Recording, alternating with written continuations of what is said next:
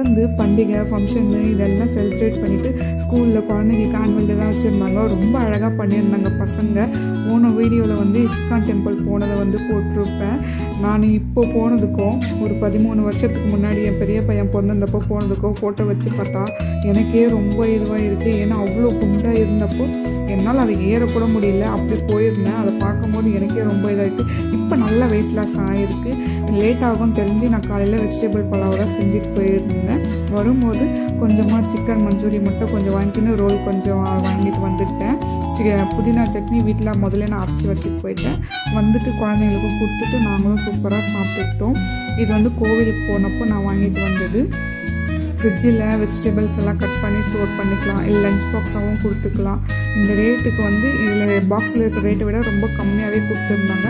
ரொம்ப சூப்பராக நல்லா இருந்துச்சு பார்க்குறதுக்கு. லஞ்ச் பாக்ஸாக யூஸ் பண்ணிக்கலாம்னு சொல்லிட்டு